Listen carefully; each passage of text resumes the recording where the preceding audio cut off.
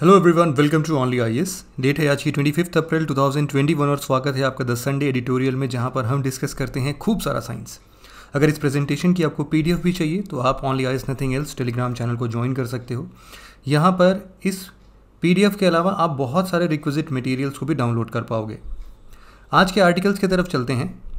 ये आर्टिकल आज के न्यूज़पेपर से हैं और इसमें से हम लगभग सभी आर्टिकल्स को एक बार देखेंगे एक्सेप्ट दिस आर्टिकल, क्योंकि ये आर्टिकल हमारे एग्जाम पॉइंट ऑफ व्यू से उतना इंपॉर्टेंट नहीं है। सबसे पहले बात करते हैं इस वाले आर्टिकल की, जहाँ पर आईआईएससी की एक टीम ने अभी की एक बहुत बड़ी प्रॉब्लम सॉल्व करने का दावा किया है।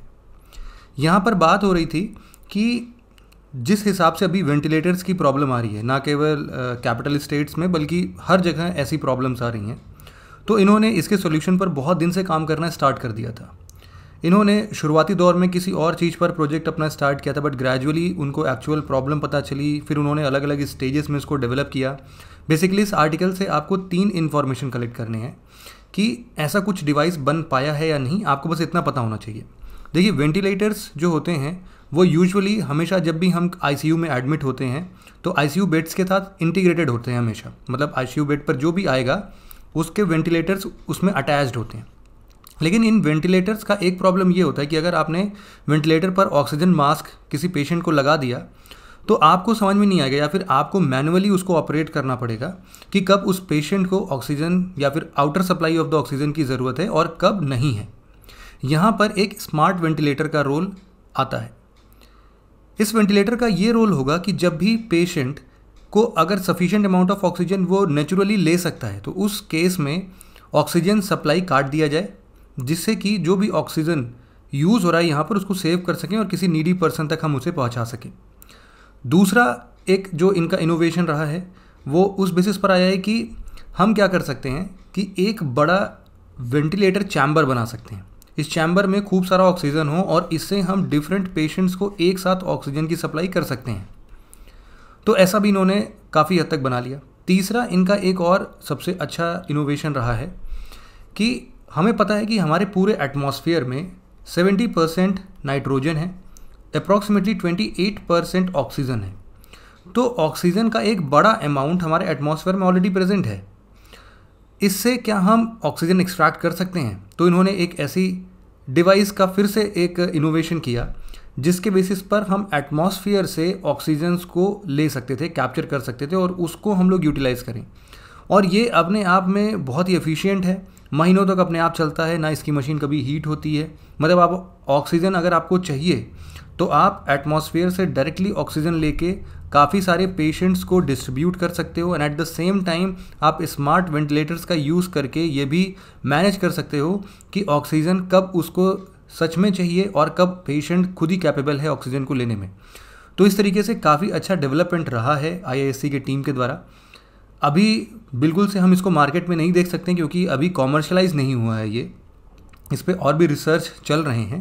तो इसके बेसिस पर हम आगे आने वाले दिनों में मे बी ऐसे कुछ डिवाइसेस देख सकें जहां पर हम आगे भविष्य में ऐसे ऑक्सीजन सिलेंडर्स की या फिर वेंटिलेटर्स की ऐसे एज सच कोई कमी ना देखेंगे। नेक्स्ट आर्टिकल हमारा यहाँ पर स्पेस एक्स से रिलेटेड है। इस आर्टिकल में 2-3 नए डेवलपमेंट्स हुए हैं। अब कभी भी अगर साइंस एंड टेक के फील्ड में कुछ भी नया डेवलपमेंट होता है तो हमारे सिलेबस में भी लिखा है कि हमें उसका जनरल अवेयरनेस होना चाहिए।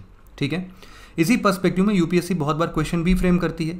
वो बताती है कि हाँ ऐसा कभी हुआ ही नहीं है या फिर ऐसा बहुत पहले हो गया है। तो इन दोनों स्टेटमेंट्स को एलिमिनेट करने के लिए हमें ऐसे रीसेंट डेवलपमेंट्स पता होना चाहिए। देखो, पहला डेवलपमेंट ऐसा है, यूजुअली इस न्यूज़ को हम एक बार थोड़ा सा समझते हैं, पहला डेवलपमेंट भी समझ में आ जाएगा कि स्पेसएक्स ने अपना कैप्सूल यूज़ किया है। कैप्सूल मतलब क्या होता है? खाने वाला कैप्सूल नहीं, बल्कि स्पेस में जाने वाला कैप्सूल। एक तरीके से आप अंतरिक्ष यान बोल सकते हो इनको। तो ये जो कैप्सूल ड्रैगन है ये हमें या फिर जो भी एस्ट्रोनॉट्स होते हैं उनको ले जाते हैं कहाँ पर? इंटरनेशनल स्पेस स्टेशन पे। ठीक है, इंटरनेशनल स्पेस स्टेशन क्या है? एक प्रकार का सैटेलाइट है जो कि यहाँ पर लोग रहते हैं और बहुत सारे रिसर्च कंडक्ट करते हैं, कुछ नए डेवलपमेंट्स लेके आते हैं। तो इस तरीके से लोग आते जाते रहते हैं, आप ये मान सकते हो। तो इस बार स्पेसएक्स ने पहली बार ऐसा हो रहा है कि अपना पुराना वाला कैप्सूल ही यूज़ कर लिया हो, जो कि पिछले साल गया था लोगों को छोड़ने के लिए इंटरनेशनल स्पेस स्टेशन में, और इस बार भी गया है, उनको छोड़ के चला आया। तो ये एक बड़ी उपलब्धि है, इसीलिए हम इस कैप्सूल को रिसाइकल्ड कैप्सूल बोल रहे हैं। रिसाइकिल का मतलब यहाँ पर ऐसा नहीं है कि इनको वेस्ट मटेरियल से बनाया गया, कबाड़ी वाले मटेरियल से बनाया गया, ऐसा नहीं है, बल्कि उसी कैप्सूल को वापस से यूज़ कर लिया गया, इसीलिए इसको रिसाइकल्ड स्पेसएक्स कैप्सूल बुला रहे हैं। ठीक है, पहला डेवलपमेंट पता चल गया। दूसरा डेवलपमेंट यहाँ पर कहता है कि ऐसा पहली बार हो रहा है कि जब इंटरनेशनल स्पेस स्टेशन में 2 स्पेसएक्स क्रू ड्रैगन्स एक साथ पार्क किए गए या फिर डॉक किए गए साइड बाय साइड। डॉकिंग का मतलब समझते हो, आपने ग्रेविटी मूवी देखी होगी। ग्रेविटी मूवी में हर बार वो लोग अपने अंतरिक्ष यान को इंटरनेशनल स्पेस स्टेशन से डॉक करते थे। क्या मतलब है, मान लो कि ये इंटरनेशनल स्पेस स्टेशन है, इसके पास एक बड़ा सा ढक्कन है जिससे, या फिर दरवाजा है जिससे हम लोग अंदर बाहर कर सकते हैं। इस तरीके से कैप्सूल के ऊपर भी इतना ही बड़ा, इतने ही साइज का एक ढक्कन लगा हुआ। ये दोनों ढक्कन एक दूसरे से प्रॉपरली अलाइंड होने चाहिए। अलाइनिंग के बाद ये दोनों एक दूसरे से इस तरीके से लॉक हो जाते हैं कि अंदर का मटेरियल ना कुछ बाहर आ सकता है, ना बाहर से अंदर कुछ हो सकता है। तो ये प्रॉपरली डॉकिंग की मैकेनिज्म होती है। फिर इसके बाद यहाँ पर बैठे हुए लोग इंटरनेशनल स्पेस स्टेशन में शिफ्ट करते हैं, या फिर इंटरनेशनल स्पेस स्टेशन के लोग वापस से कैप्सूल में बैठ के नीचे अर्थ तक आते हैं। तो इस तरीके से इसको डॉकिंग बोलते हैं। पहली बार ऐसा हो रहा है कि 2 साइमल्टेनियसली स्पेसएक्स के क्रू ड्रैगन्स पार्क किए गए हैं साइड बाय साइड। तीसरा जो डेवलपमेंट है वो ये बोल रहा है कि ये जो डॉकिंग मैकेनिज्म थी, अभी तक हम लोग मैनुअली करते थे। इन कैप्सूल्स में कुछ थ्रस्टर्स होते हैं। थ्रस्टर्स बहुत तरीके से नोज़ल के थ्रू हवा को तेज़ी से बाहर छोड़ते हैं। तो ये न्यूटन्स थर्ड लॉ लगता है कि अगर ये उधर धक्का दे रहे हैं तो ये खुद ही पीछे आ जाएंगे। तो इस तरीके से ऊपर नीचे दाएं बाएं कुछ इस तरीके से एडजस्ट करते हुए ये लोग प्रॉपरली मैनुअली डॉक करते थे। इस बार ऑटोमेटिकली डॉक हो गया। ऑटोमेटिकली डॉक करने का मतलब है, इसको सिंपल एग्जांपल से आप समझ सकते हो कि ये अब ड्राइवरलेस कार जैसा हो गया है।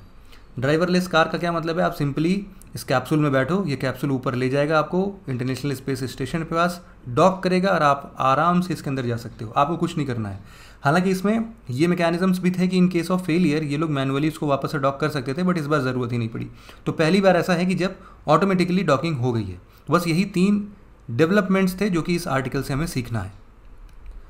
अगला आर्टिकल यहाँ पर क्वेश्चन कॉर्नर में है, जो कि बहुत इंपॉर्टेंट तो नहीं है, फिर भी एक बार देख लेते हैं। इनका बस इतना कहना है कि जो सैटेलाइट इमेजेस हमें दिवालियों में मिलती है ना, कि ये देखो सैटेलाइट की इमेज है, दिवाली में भारत कुछ ऐसा दिख रहा है, ये सारी चीज़ें फेक होती हैं, बस इनका यही कहना है। और इसको बहुत अच्छे तरीके से बनाया जाता है, बल्कि ऐसे कुछ इमेजेस को पहले national oceanic and atmospheric administration NOAA इन्होंने कुछ पॉपुलेशन डेंसिटी के नाम पर बनाया था। मतलब कि फेक नहीं है, बट दिवाली के वजह से चमकते हुए नहीं है, सिंपल सी बात है। तो इनका क्या कहना है कि ये जो फेक फ़ोटोज़ यहाँ पर जा रही हैं, दिन पर दिन उसकी रियलिटी बहुत तेज़ी से बढ़ती जा रही है। ये पता कर पाना बहुत मुश्किल होता है कि ये सच में फ़ेक फ़ोटो है सैटेलाइट के थ्रू या फिर रियल इमेज है। तो इस तरीके से कुछ इन्होंने नए तकनीक ईजाद किए हैं कि कैसे इसको फेक इमेजेस को कन्वर्ट करना चाहिए या फिर कैसे हम डिटेक्ट कर सकते हैं। इतना कुछ खास इंपॉर्टेंट नहीं है। यहाँ पर 2 आर्टिकल छोटे छोटे हैं, हालांकि हम कभी इनको डिस्कस नहीं करते हैं, बट बहुत छोटे डेवलपमेंट्स हैं और एग्जाम के पॉइंट ऑफ व्यू से इंपॉर्टेंट हो सकते हैं, इसलिए इनको भी देख लेते हैं। पहला आर्टिकल ऑक्सीजन बनाने से रिलेटेड है, वो भी मार्स के सतह पर। अब मार्स के अंदर में आप सबको पता है कि नासा का एक परसीवरेंस मिशन गया है। वहाँ पर जो इनका रोवर था ना, उसने एक नया एक्सपेरिमेंट कंडक्ट किया जिसका नाम है मॉक्सी। तो अगर एग्जाम में कभी भी आए कि Moxie was recently in news, ये कौन से एक्सपेरिमेंट से रिलेटेड है, तो आपको पता होना चाहिए कि M से मार्स से रिलेट हो जाएगा, O से ऑक्सीजन रिलेट करना है आपको। देखो, हमें ये पता है कि मार्स का जो एटमॉस्फेयर है उसमें बहुत ज़्यादा अमाउंट में कार्बन डाइऑक्साइड है। तो इसने एक ऐसा एक्सपेरिमेंट कंडक्ट किया है जिससे इस कार्बन डाइऑक्साइड से ही हम ऑक्सीजन बना सकें। यहाँ पर इस एक्सपेरिमेंट के तहत 5 ग्राम ऑक्सीजन बनाया गया है। 5 ग्राम ऑक्सीजन का मतलब आप 10 मिनट तक आराम से सांस ले सकते हो। तो एक बड़ी उपलब्धि है। मार्स पर जो हम लोग एक नए लाइफ के बारे में हमेशा तलाश करते हैं, तो वहाँ पर एक बड़ी उपलब्धि हमें बोल सकते हैं इसको। दूसरा आर्टिकल जो उसके जस्ट नीचे था वो था मिनी ब्लैक होल से रिलेटेड। एक नया मिनी ब्लैक होल हमारे अपने ही गैलेक्सी में खोजा गया है जिसका नाम है मिल्की वे, मतलब गैलेक्सी का नाम है। और जो ये ब्लैक होल है छोटा वाला, इसका नाम है यूनिकॉर्न। ठीक, तो आप याद रखना कि unicorn was recently in news. वो क्या है, एक मिनी ब्लैक होल है। ठीक है, बस इतनी इन्फॉर्मेशन आपको चाहिए थी। अब हम अपने डिटेल्ड आर्टिकल पर बढ़ते हैं जो कि इस बार वाटर डिप्लीशन से रिलेटेड है। ग्राउंड वाटर डिप्लीशन इंडिया में इस ठंड के मौसम में और ज़्यादा हमारे एग्रीकल्चर पर अफेक्ट करने वाला है, इसके बारे में ये आर्टिकल डिस्कस किया गया है। हालांकि बिल्कुल साइंटिफिक नहीं बोल सकते, इसमें ज्योग्राफी का टिंट हमेशा मिला हुआ है। इस आर्टिकल को डिस्कस करने से पहले एक छोटी सी इन्फॉर्मेशन आप सबके लिए कि एक नया कोर्स है जिसमें हम लोग अपने एग्ज़ाम से रिलेटेड जितनी भी प्रैक्टिस की ज़रूरत होती है उसको कर सकते हैं। प्रैक्टिस 2 लेवल पर होती है, एक होती है MCQ के लेवल पर, दूसरी होती है मेंस आंसर राइटिंग के लेवल पर। मेंस आंसर राइटिंग में आपके GS पेपर्स भी आते हैं और आपका एसे का पेपर आता है। हालांकि आता तो आपका ऑप्शनल सब्जेक्ट भी है, बट उसको इस प्रोग्राम में कवर ऑब्वियसली नहीं किया गया क्योंकि ऑप्शनल सबके अलग अलग होते हैं। 17 मई से बैच स्टार्ट हो रहा है जिसमें हम लोगों ने एक रेगुलर प्रैक्टिस करने की बात की है। मतलब आपको यहाँ पर रोज़ के रोज़ 10 MCQ मिलेंगे। आपको प्रॉपर पूरे साल भर का शेड्यूल दे दिया जाएगा। उस शेड्यूल के हिसाब से आपको अपना पढ़ाई स्टार्ट कर देना है। रोज़ 10 MCQ के साथ एक मेंस का क्वेश्चन मिलेगा आपको। 10 MCQ भी सॉल्व करने हैं, एक मेंस का आंसर भी सॉल्व करना है। मेंस का पूरा प्रॉपर मॉडल आंसर आपको मिलेगा, कौन कौन से पॉइंट्स लिखने चाहिए, क्या नहीं लिखना चाहिए था, वो सब आपको पता चल जाएगा। दूसरा, इसी में एक सेक्शन और आता है कि ये तो चलो डेली वाली बात हो गई, मंडे से फ्राइडे की, लेकिन सैटरडे और संडे ये जो 2 दिन बचता है, इसमें एक तो इस हफ्ते में पढ़ा हुआ जो भी चीज़ होगा उसका फुल लेंथ टेस्ट होगा 100 MCQ वाला, ठीक है। और साथ ही साथ आपको मिलेंगे 5 मेंस आंसर राइटिंग के क्वेश्चंस जिसको आपको वापस से लिखना पड़ेगा। यहाँ पर जब हम इवैल्यूएशन की बात करते हैं तो हर मंथ के लास्ट सैटरडे संडे में जो भी हम मेंस का पेपर लेंगे उसमें आपका फुल लेंथ टेस्ट होगा जिसमें प्रॉपर 20 क्वेश्चन आएंगे। ये 20 क्वेश्चन का जो पेपर होगा ये प्रॉपरली इवैल्यूएट किया जाएगा। ये ओवरऑल 7 मंथ्स का प्रोग्राम है, तो आप ऐसा बोल सकते हैं कि लगभग 7 आपके मेंस के पेपर लिखने को मिल जाएंगे आपको, जो कि प्रॉपरली इवैल्यूएट होंगे। तो ओवरऑल अगर मैं इस पूरे प्रोग्राम को कंसाइज करूँ, साथ ही साथ आपको यहाँ पर NCERT के वीडियो लेक्चर्स और अदर टेस्ट भी मिल जाएंगे एडिशनली। इसको समराइज़ करते हुए आप इतना समझ सकते हो कि आपको इसमें 6000 GS के MCQs मिल रहे हैं, आपको 445 मेंस के क्वेश्चंस मिल रहे हैं, 320 CSAT के क्वेश्चंस मिल रहे हैं, 6 ऐसे लिखने को मिल रहा है और भी बहुत कुछ है, लाइक NCERT का पूरा फुल सिलेबस। और आप इसको इनरोल कर सकते हो dpp.onlyis.in पर जाके, और इसकी कोई भी फर्दर क्वेरी आती है तो आप इन नंबर्स पर और इन मेल पर कांटेक्ट कर सकते हो। बैच स्टार्ट हो रहा है 17 मई को, भूलना मत। इसकी फ़ी यहाँ पर मेंशन कर दी गई है। तो एक नॉमिनल फ़ी स्ट्रक्चर के साथ आप इस बड़े प्रोग्राम को ज्वाइन कर सकते हो और अपनी प्रिपरेशन को काफ़ी अच्छे से आगे प्रोसीड कर सकते हो। हम अपने डिटेल्ड आर्टिकल की तरफ बढ़ते हैं जो कि ग्राउंड वाटर डिप्लीशन की तरफ इशारा करता है। आर्टिकल का ये कहना है कि दिन पर दिन जो ग्राउंड वाटर डिप्लीट होता जा रहा है, इसके चलते रिजल्ट ये आ रहा है कि इस ठंड में या फिर इस विंटर वाले सीज़न में हम ऐसा देखेंगे कि हमारा जो ग्राउंड वाटर डिप्लीशन है उसके वजह से क्रॉपिंग का जो पैटर्न है या फिर जो क्रॉपिंग का आउटपुट है वो आउटपुट में 20% की गिरावट देखने को मिल सकती है। ठंड के मौसम में कौन कौन से क्रॉप्स मेजरली हम ग्रो करते हैं? देखो, एक तो होता है वीट, दूसरा होता है बार्ले, और एक होता है मस्टर्ड, और एक और होता है पीस, मटर। सब लोग ठंड में मटर खाते हैं ना, तो इस तरीके से आप देख सकते हैं ठंड के मौसम में सरसों के खेत हमको दिखते हैं, तो मस्टर्ड भी आप याद कर सकते हो, वीट बार्ले भी इसी तरीके से आप याद कर सकते हो। प्रॉब्लम ये है कि इंडिया इस टाइम पर वर्ल्ड का 2nd लार्जेस्ट प्रोड्यूसर है वीट में। अगर हम ऐसा परसेप्शन बना के चल रहे हैं या फिर ऐसा रिजल्ट हम देख पाएंगे कि 20% की गिरावट हमें वीट प्रोडक्शन में देखने को मिले या फिर पूरे इस क्रॉपिंग इंटेंसिटी में देखने को मिलेगा, तो ये हमारे लिए एक चिंताजनक कारण है। इसके पीछे बहुत अच्छे रिसर्च कंडक्ट किए गए थे जिसके बेसिस पर हम ये थ्योरी डिराइव कर पाए हैं। इंडिया के अंदर में 3 मेजर इरिगेशन के टाइप्स होते हैं, जिसमें से पहले नंबर पर आता है डग वेल्स, यहाँ पर आप देख सकते हैं। एक आता है ट्यूब वेल्स और एक आता है कैनाल इरिगेशन सिस्टम। कैनाल वाला आपको पता है कि रिवर चल रही है, रिवर से एक कैनाल इन्होंने कट किया और एक पूरे गांव में इन्होंने दौड़ा दिया और वापस से इसको इसी नदी में मिला दिया। तो इस कैनाल के दोनों तरफ जितने भी गांव होंगे उनको पानी का पूरा सेटिस्फैक्शन यहाँ से मिल सकता है, मतलब जितना भी उनको नीड होगा उसको सेटिस्फाई कर सकते हैं यहाँ से। जितना भी इरिगेशन पर्पस के पानी चाहिए वो यहाँ से मिल जाती है कैनाल इरिगेशन में। एक होता है ट्यूबवेल इरिगेशन। ट्यूबवेल इरिगेशन आप समझ सकते हो कि एक टैंक बना दिया जाता है, पानी उसमें से मतलब ज़मीन के अंदर से हम पानी लेके आते हैं और उसमें पहले फिल करते हैं और फिर उसको सर्कुलेट कर देते हैं पूरे खेत में। एक होता है डग वेल। डग वेल मतलब एक कुएं जैसा हम खड्डा खनते हैं और वहाँ से पानी निकालते हैं। तो ऐसे 3 मेजर इरिगेशन के टाइप हैं। लेकिन ये सब आप समझ रहे हो कि कहीं ना कहीं इसमें से जो डग वेल या ट्यूब वेल है ये हमारे ग्राउंड वाटर पर डिपेंडेंट है। अब अगर ग्राउंड वाटर डिप्लीट होता जाएगा तो हम ये नहीं बोल सकते कि हम डग वेल या ट्यूबवेल इरिगेशन अच्छे तरीके से कर पाएंगे। तो साइंटिस्ट या फिर जो यहाँ पर रिसर्चर्स थे उनके दिमाग में एक बढ़िया सोल्यूशन आता है कि क्यों ना इस डग वेल इरिगेशन सिस्टम या ट्यूब वेल्स इरिगेशन सिस्टम को हम कैनाल इरिगेशन सिस्टम से रिप्लेस कर दें या फिर उसको सफाइज कर दें, जिससे कि जो भी लॉसेस हैं वो हमारे ख़त्म हो जाएं। लेकिन इन्होंने अच्छी रिसर्च कंडक्ट की। इन्होंने बोला कि भाई अगर हम ऐसा कर भी देते हैं तो भी पॉसिबल नहीं हो पाएगा। ये जो 20% का क्रॉप इंटेंसिटी में रिडक्शन है, हम इसको कम तो कर सकते हैं लेकिन ख़त्म नहीं कर सकते। रिड्यूस होकर 7% तक आ सकता है, लेकिन तब भी क्रॉप इंटेंसिटी या फिर जो क्रॉप का आउटपुट होगा वो कम ही रहेगा। यहाँ पर इनका ये मानना था कि मेजर इश्यूज़ कहाँ पर आते हैं। देखो, मेजर इश्यूज़ आते हैं कि जो हमारा नॉर्थ वेस्टर्न बेल्ट है, मतलब कि पंजाब वाला रीजन है, हरियाणा वाला रीजन है, यहाँ पर चूँकि वाटर लेवल उतना ज़्यादा नहीं था, लेकिन ग्रीन रिवॉल्यूशन के चलते एक मेजर सिम्टम ये देखने को मिलता है कि यहाँ पर हमने ग्रीन रिवॉल्यूशन में क्या उगाया था, राइस।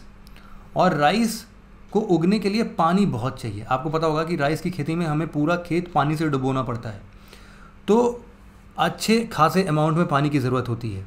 और यहाँ पर ग्राउंड वाटर लेवल ऑलरेडी थोड़ा कम था और यहाँ पर ऐसा कुछ बहुत ज़्यादा हम बोल सकते हैं कि बारिश भी नहीं आती है जितना हम ईस्टर्न बेल्ट पर बारिश देखते हैं कि वहाँ से कुछ पूर्ति हो जाए। तो ओवरऑल हमने ग्रीन रिवॉल्यूशन में एक गलत स्टेप उठाया। हमने उस रीजन पे ऐसे क्रॉप को उगने के लिए फोर्स किया जो कि उस इन्वायरमेंट में कंड्यूसिव नहीं था। ठीक है, तो अब राइटर का ये मानना है या फिर जो यहाँ पर रिसर्चर्स हैं उनका ये मानना है कि भाई अब हमें थोड़ा सा ईस्टर्न बेल्ट पर ध्यान देना चाहिए। जो हमारा ईस्टर्न बेल्ट है, जैसे कि बिहार वाला रीजन है, ईस्टर्न यूपी रीजन है, वहाँ पर ऑलरेडी ग्राउंड वाटर का जो लेवल है वो काफ़ी अच्छा है। और हम वहाँ पर अगर ऐसे वाटर इंटेंसिव क्रॉप्स को ग्रो करते हैं तो काफ़ी अच्छा होगा। और हम इन फील्ड्स पर, जो पंजाब रीजन है, हरियाणा रीजन है, वहाँ पर हम कुछ और स्टेप्स लेकर आएँ, हम कुछ और तरीके से उसको आगे क्रॉपिंग पैटर्न को लेकर चलें, जिससे कि वाटर का यूसेज या फिर जो वाटर का वेस्टेज है वो इतनी तेज़ी से ना हो और ग्राउंड वाटर डिप्लीट ना हो इतनी तेज़ी से। ऑल्टरनेटिव रिसोर्सेज पर हम और क्या देख सकते हैं। देखो, यहाँ पर कुछ और समाधान बताए गए। फॉर एग्जांपल हम ड्रिप इरिगेशन का यूज़ कर सकते हैं। यहाँ पर आप देख सकते हो स्प्रिंकल इरिगेशन का यूज़ कर सकते हैं, जो कि कम पानी में ही अच्छे क्रॉप्स को ग्रो कर सकता है। इवन हम लोग जो हमारे लेस वाटर इंटेंसिव क्रॉप्स होते हैं उनको हम यूज़ कर सकते हैं, उनको ग्रो करने के लिए इस नॉर्थ वेस्टर्न बेल्ट में। ये भी एक ऑल्टरनेटिव सोर्स हो सकता है। यहाँ पर कंट्री प्रॉब्लम क्या फेस कर रही थी वो हमने अभी डिस्कस कर लिया कि ग्रीन रिवॉल्यूशन वाला जो स्थिति था उससे हम लोग कुछ प्रॉब्लम्स फेस कर रहे थे। एक पुअर इंफ्रास्ट्रक्चर की भी बात आती है। यहाँ पर इरिगेशन इंफ्रास्ट्रक्चर की कमी है। मतलब हम लोग, एक तो ईस्टर्न बेल्ट जो है वो हैविली डिपेंडेंट है रेनफॉल पर या मॉनसून पर, तो मॉनसून ड्रिवन एग्रीकल्चर होता है ईस्टर्न बेल्ट पे। अब जब वहाँ पर प्रॉपर इंफ्रास्ट्रक्चर डेवलप ही नहीं है तो हम ये नहीं बोल सकते कि हम वहाँ पर वीट, राइस ऐसे बहुत बड़े लेवल पर कुछ ग्रो कर पाएँ। तो उसके लिए हमें इंफ्रास्ट्रक्चर भी बिल्ड करना पड़ेगा। सिमिलरली केवल इंफ्रास्ट्रक्चर कल्टीवेशन के टाइम पर नहीं, बल्कि हमें थोड़ा दूर तक भी सोचना चाहिए कि जब एक बार फसल उग जाएगी तो वहाँ पर जो स्टोरेज फैसिलिटीज़ होती हैं, ट्रांसपोर्टेशन फैसिलिटी होती हैं, वो सब भी थोड़ा हमें डेवलप करना पड़ेगा उस रीज़न में। हम डिप्लीशन के और रीज़न की बात करते हैं। सबसे पहला कि जिस हिसाब से इंडस्ट्रियल और एग्रीकल्चरल नीड हमारे दिन पर दिन बढ़ते जा रहे हैं और ये कहीं ना कहीं वाटर रिसोर्सेज से संबंधित होते हैं, तो इसीलिए जिस हिसाब से हमारी नीड बढ़ रही है, हमारा वाटर का यूसेज बढ़ता जा रहा है और दिन पर दिन क्लाइमेट चेंज के कारण वाटर का लेवल नीचे आता जा रहा है। तो इसीलिए एक टसल क्रिएट हो गया है कि हमारे नीड को फुलफ़िल करने के लिए और वाटर लेवल का नीचे जाना, इनको हमें किसी न किसी तरीके से बैलेंस करना पड़ेगा। दूसरा डिप्लीशन का रीज़न है स्टोरेज फैसिलिटीज़ का बहुत कम अमाउंट में होना। मतलब कि रेनफॉल की कमी पर हम लोग बहुत बार क्या करते हैं कि स्टोरेज फैसिलिटी होती नहीं है तो अनाज को यूं ही सड़ने के लिए छोड़ देते हैं। तो उससे क्या होता है कि हम इनको यूज़ ही नहीं कर पाते, वेस्ट हो जाते हैं ये सारे अनाज। अगर हम इन अनाज को अच्छे तरीके से स्टोर कर पाएँ तो इवन हम अपने लिमिटेड रिसोर्सेज को भी अच्छे तरीके से यूटिलाइज़ कर पाएंगे। और limited resources in the sense कि जो लिमिटेड अमाउंट ऑफ क्रॉप्स हमने जनरेट किए हैं उसमें भी हम अच्छे तरीके से सर्वाइव कर पाएंगे। तीसरे नंबर पर हमने ग्रीन रिवॉल्यूशन देखा था। ग्रीन रिवॉल्यूशन ऑलरेडी हमने बता दिया है। पंपिंग ऑफ वाटर हम इतना ज़्यादा फ्रीक्वेंटली करते हैं ना कि उससे भी जल्दी से डिप्लीट हो गया। मतलब आप पंजाब रीजन या हरियाणा रीजन में जाओगे तो वहाँ पर वाटर वेस्ट बहुत किया जाता है। मतलब इरिगेशन टाइम पर इसमें कोई शक नहीं है कि राइस कल्टीवेशन या फिर क्रॉपिंग में पानी की ज़रूरत होती है, बट इतना भी नहीं होता कि जितना ये लोग वेस्ट कर देते हैं। तो इन जनरल एक ऐसा कॉन्सेप्ट बन गया है कि हम वाटर ज़्यादा यूज़ करेंगे, ज़्यादा क्रॉपिंग या फिर ज़्यादा हमें अनाज मिलेगा, ऐसा नहीं है। इस चीज़ से हमें दूर आना पड़ेगा। यहाँ पर एक और पॉइंट आता है कि हमने इलेक्ट्रिसिटी पर सब्सिडी दे दी है, तो इन लोग को ट्यूबवेल चलाने में कोई टेंशन नहीं होती कि बिजली का बहुत ज़्यादा बिल तो आना नहीं है, चलाओ जितना चलाना है ट्यूबवेल को।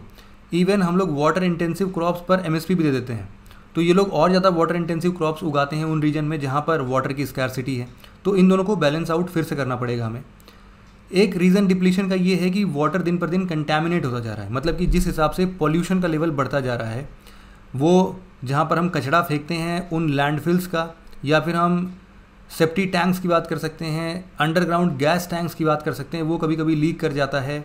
फर्टिलाइज़र्स का हम लोग बहुत ज़्यादा यूज़ करते हैं, पेस्टिसाइड्स बहुत ज़्यादा यूज़ करते हैं, तो कहीं ना कहीं ये सब जाता कहाँ है, बह के तो ज़मीन के अंदर ही जाएगा ना। और इन सब का नतीजा क्या आता है, ग्राउंड वाटर लेवल का नीचे आना। तो इस तरीके से भी ये डिप्लीशन हम देख सकते हैं। एक आता है इनएडिक्वेट रेगुलेशन ग्राउंड वाटर का। ग्राउंड वाटर को यूज़ करने के लिए कोई लॉज नहीं बनाए गए, सब अपने अपने घर के अंदर एक सबमर्सिबल पंप लगा देते हैं, जिससे कि जितना मर्जी है उतना पानी लगाएं। मतलब ऐसा कोई भी दिमाग में नहीं रखता है कि भाई ये एक कॉमन रिसोर्स है जिसके ऊपर सभी का अधिकार है। ये केवल ऐसा नहीं है कि हमने एक ज़मीन खरीद ली, उस ज़मीन के नीचे जितना भी ग्राउंड वाटर है सब मेरा है, ऐसा नहीं है, और हम उसको मन चाहे तरीके से यूज़ कर सकते हैं। इसके लिए प्रॉपर रेगुलेशंस आने चाहिए, इसकी अभी कमी है। डिफॉरेस्टेशन या फिर एग्रीकल्चरल एक्टिविटीज़ में अनसाइंटिफिक मेथड्स का यूज़ करना, केमिकल एफ्लुएंट्स का यूज़ करना इंडस्ट्रीज़ में, जो कि फाइनली बह के नदियों में जाते हैं या फिर ग्राउंड अंडर वाटर में जाते हैं। तो इन सबको हमें थोड़ा सा मैनेज करना पड़ेगा। हमारे पास सॉल्यूशन क्या है इन सब चीज़ों के लिए? सॉल्यूशन कहीं ना कहीं उन्हीं प्रॉब्लम्स में निहित था कि ये जो हमें साइंटिफिक मेथड्स की हम बात कर रहे थे, जो अभी लैक कर रहा है, उसको बनाना चाहिए। जो लॉज ग्राउंड वाटर यूज़ में आने चाहिए, उन लॉज को हमें फ्रेम करना चाहिए। हमें ये लोगों के अंदर थॉट प्रोसेस डालना पड़ेगा कि वो एक कॉमन रिसोर्स है, उसको बिल्कुल अपने अपने लेवल पर यूज़ ना करके उसको वेस्ट ना करें। मतलब वाटर अपने आप में स्कार्स रिसोर्स है, ऐसा नहीं है कि हम उसको बिल्कुल अपने हिसाब से यूज़ करते जाएंगे और वो यूज़ होता जाएगा और दिन पर दिन हमें और पानी मिलता जाएगा, या फिर वो उसका लेवल वैसे के वैसे ही मेंटेन रहेगा। ऐसा नहीं होने वाला है। तो डेफिनेटली हमें उन सब डायरेक्शंस में सोचने की ज़रूरत है। यहाँ पर हमें कुछ और भी इरिगेशन टेक्निक, जैसा हमने देखा कि micro irrigation technique like drip irrigation है, माइक्रो स्प्रिंकलर्स हैं, उनका यूज़ करना चाहिए। हमारे यहाँ पर बहुत सारे ऐसे गवर्नमेंट स्कीम्स चल रहे हैं like per drop more crop, drip program है, कृषि सिंचाई योजना है, इन सब पर देखना चाहिए। हमें एक बॉटम अप अप्रोच लगाने की ज़रूरत है, मतलब कि जहाँ पर लोग खुद ही अवेयर हों कि उनको ही ग्राउंड वाटर मैनेज करना है, उनके ऊपर कोई एडमिनिस्ट्रेटिव दबाव ना आए, वो खुद से ही समझ जाए कि हाँ भाई अभी हमें ही इसको मैनेज करना है। जो भी वहाँ लोकल लेवल पर पंचायत सिस्टम है वो इस चीज़ के लिए वर्क कर सकती है अच्छे से। वाटर कंजर्वेशन के जो भी ट्रेडिशनल मेथड्स थे, जैसे कि वो बड़ा सा एक पिट खन के बारिश का पानी स्टोर करना, रेन वाटर हार्वेस्टिंग जिसको हम लोग बोलते हैं, तो ऐसे हम लोग चीज़ों को यूज़ कर सकते हैं। यहाँ पर हम टेक्नोलॉजी का और इंटेंसिव यूज़ कर सकते हैं, लाइक कि हम पूरी मैपिंग कर दें ग्राउंड वाटर की, देख लें कि कहाँ पर डिप्लीशन ज़्यादा तेज़ी से हो रहा है, तो वहाँ पर हम कुछ अलग स्टेप्स उठाएं। जहाँ पर ग्राउंड वाटर लेवल अच्छा है वहाँ पर हम क्रॉपिंग पैटर्न थोड़ा सा चेंज कर दें। तो इस तरीके से हमें थोड़ा साइंटिफिक होके ग्राउंड वाटर रिचार्ज की तरफ थोड़ा सा और ध्यान देना चाहिए कि जहाँ पर डिप्लीट हो रहा है तो ग्राउंड वाटर रिचार्ज कैसे कर सकते हैं। अच्छा, यहाँ पर आपके लिए एक बढ़िया क्वेश्चन आता है। पहली बात तो आप यहाँ तक वीडियो अगर देख रहे हो तो मुझे बहुत खुशी मिल रही है इस चीज़ से। और यहाँ पर दो चीज़ें होती हैं, एक होता है अंडरग्राउंड वाटर और एक होता है एक्वीफर। दोनों में क्या डिफरेंस है आपको ये बताना है, ठीक है? कमेंट सेक्शन में ये ज़रूर से बताना, आप पता भी चल जाए कौन लोग, कितने सारे लोग यहाँ तक एटलीस्ट देखते हैं वीडियो को। बढ़िया है, आपसे नेक्स्ट लेवल पर मैं यहाँ तक क्वेश्चंस बनाऊँगा। फिर एक और आता है कि हम लोग आर्टिफिशियल रिचार्ज मैकेनिज़्म यूज़ कर सकते हैं, जैसे कि ट्यूबवेल वगैरह जो होते हैं उनके पानी को हम लोग रीयूज़ कर लें। मतलब कि हम लोग वाटर रिचार्ज की फैसिलिटीज़ को कुछ इस तरीके से बनाएं कि जो भी वाटर यूज़ ना हो रहा हो उनको हम वापस से ग्राउंड वाटर लेवल को बढ़ाने में यूटिलाइज़ कर लें। तो इस तरीके से कुछ इनोवेटिव सजेशंस हम लेके आ सकते हैं, सॉल्यूशंस लेके आ सकते हैं ग्राउंड वाटर डिप्लीशन को रोकने के लिए। तो आज के डिस्कशन में इतनी ही इन्फॉर्मेशन थी। आशा करता हूँ कि आपको आज का क्लास समझ में आया होगा। Thank you very much for listening it very patiently friends. Have a nice day.